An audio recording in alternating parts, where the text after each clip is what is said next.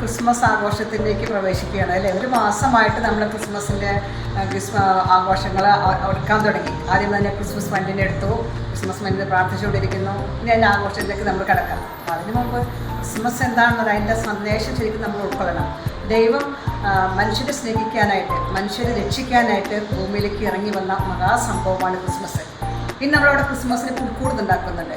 അപ്പോൾ ആ പുൽക്കൂടിലേക്ക് നമുക്ക് നോക്കാൻ സാധിക്കാം. അവിടെ ഉണ്ണിയേശുണ്ട്, നക്ഷത്രങ്ങളുണ്ട്, പൂജരാജാക്കന്മാരുണ്ട്, പശുക്കളുണ്ട്, കാലികളുണ്ട്, 3 രാജാക്കന്മാരുണ്ട്. അപ്പോൾ ആ പുൽക്കൂട്ടിൽ എല്ലാവരെയും ഉൾക്കൊള്ളുന്ന ഒരു പ്രതീകമാണ് അവിടെ.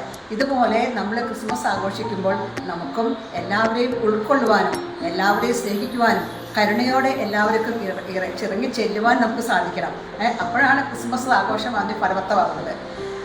ഇനി ലോകത്തിലെ ഏറ്റവും വലിയ സംഭവം എന്താണെന്ന് ഒരു ഡെയിലി ന്യൂസ് റിപ്പോർട്ടർ തൻ്റെ റിപ്പോർട്ടറുടെ ആവശ്യപ്പെട്ടു. അപ്പോൾ അയാൾ ഇങ്ങനെ പലരോട് സംശയം ചോദിച്ചു, ശരിയായ ഉത്തരം കിട്ടില്ല. അപ്പോൾ ഇയാൾ എന്ത് ചെയ്തു? ക്രിസ്മസ് ആഘോഷങ്ങൾ നടന്നുകൊണ്ടിരിക്കുന്ന ഒരു ജനക്കൂട്ടത്തിൻ്റെ അടുത്തേക്ക് നടന്നിരുന്നു. അവരോട് ചോദിച്ചു, ലോകത്തിലെ ഏറ്റവും വലിയ സംഭവം ഏതാണെന്ന്. അപ്പോൾ അതിന് ഉത്തരം പറയാൻ സാധിച്ചത് AD കെല്ലി എന്നുള്ള ഒരു 14 വയസ്സുകാരനാണ്.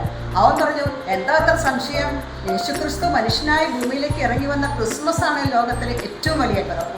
യേശു മനുഷ്യനായി പിറന്ന വലിയ സംഭവം, അതാണ് ലോകത്തിലെ ഏറ്റവും വലിയ സംഭവം. അതാണ് നമ്മളിപ്പോൾ ആഘോഷിക്കാൻ പോകുന്നത്.